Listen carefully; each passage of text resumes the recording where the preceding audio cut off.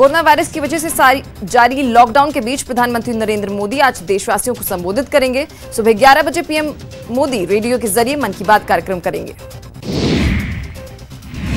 3 मई तक देश में लॉकडाउन लागू है। ऐसे में प्रधानमंत्री एक बार फिर कोरोना वायरस और लॉकडाउन के मुद्दे पर लोगों के सामने अपने विचार रख सकते हैं। भारत में कोरोना वायरस के आंकड़े बढ़कर 24,942 हो गए हैं। इसमें से 18,953 एक्टिव केस हैं और 5,210 लोग इलाज के बाद रिकवर हो गए हैं। देश में अब तक 779 लोगों की कोरोना की वजह से मौत हो गई है। पिछले 24 घंटे में 1,490 नए केस सामने आए हैं और 56 लोगों की जान गई है।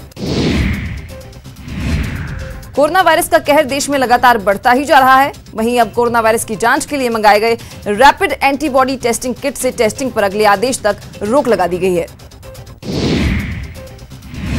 महाराष्ट्र में शनिवार को कोरोना वायरस से संक्रमण के 811 नए मामले सामने आए हैं। इसके साथ ही राज्य में कुल संक्रमितों की संख्या बढ़कर 7,628 तक पहुंच गई है। दिल्ली में शनिवार को कोरोना के 111 नए मरीज मिले हैं। इसके साथ ही राजधानी में मरीजों की संख्या 2,625 हो गई है। गुजरात में कोरोना वायरस के 256 नए मामले सामने आए हैं। राज्य में कुल कोरोना मामले अब तक 3,071 हो गए हैं, जिसमें 282 ठीक और 133 मौतें शामिल हैं।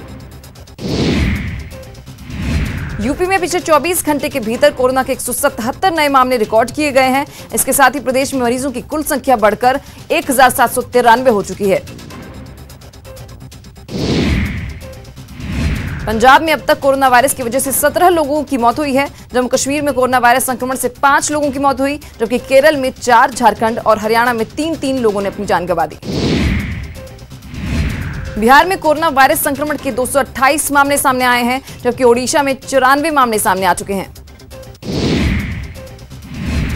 कांग्रेस की अंतरिम अध्यक्ष सोनिया गांधी ने एक बार फिर देश की आर्थिक हालात पर पीएम मोदी को चिट्ठी लिखी है। सोनिया गांधी ने अपने पत्र में सूक्ष्म, लघु और मध्यम उद्योगों की दुर्दशा की बात उठाई है।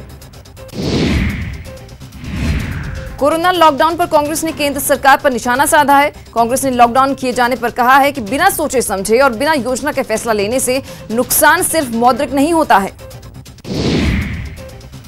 दिल्ली, केरल और गोवा सरकारों ने गृह मंत्रालय के संशोधित आदेश के तहत अपने यहां सभी तरह की दुकानें खोलने का फैसला किया है। हालांकि सोशल डिस्टेंसिंग के नियमों का पालन करना अनिवार्य होगा। उत्तर प्रदेश के मुख्यमंत्री योगी आदित्यनाथ ने कहा है कि 30 जून तक प्रदेश में लोगों के इकट्ठा होने की अनुमति नहीं होगी। योगी ने प्रदेश में कोरोना वायरस के बढ़ते संक्रमण को देखते हुए ये फैसला किया है। प्रदेश में 30 जून तक राजनीतिक रैलियां और सामाजिक सांस्कृतिक समारोह पर पाबंदी रहेगी। यूपी के कर्मचारियों और अधिकारियों को महंगाई भत्ते नहीं मिलेंगे। उत्तर प्रदेश सरकार ने महंगाई भत्ते पर रोक लगा दी है। कर्मचारियों और पेंशन भोगियों को डीए नहीं मिलेगा। कर्मचारियों को 1 जनवरी 2020 से जून 2021 तक डीए बंद रहेगा। राजस्थान में पिछले 24 घंटे में कोरोना के 49 नए मामले सामने आए हैं। सबसे ज्यादा 15 केस जयपुर में मिले हैं। इसके साथ ही प्रदेश में कोरोना मरीजों की संख्या 2,083 हो गई है।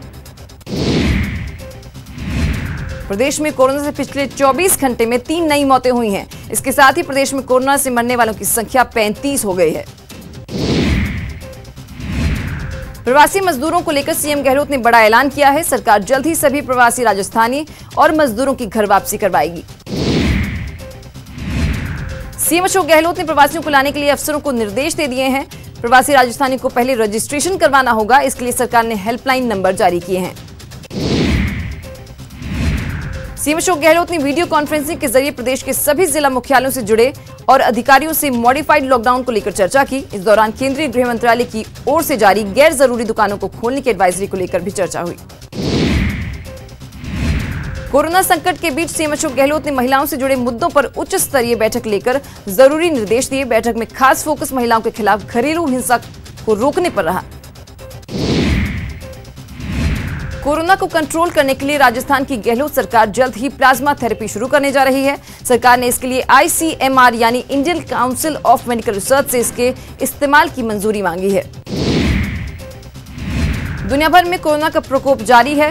कोरोना से अब तक 2,02,179 लोगों की मौत हो चुकी है, जबकि 29,02,000 से ज्यादा लोग संक्रमित हैं। कोरोना से सबसे ज्यादा अमेरिका प्रभावित है। यहां अब तक 53,000 से ज्यादा लोगों ने अपनी जान गंवा दी है, जबकि 9,48,000 से ज्यादा लोग संक्रमित हैं।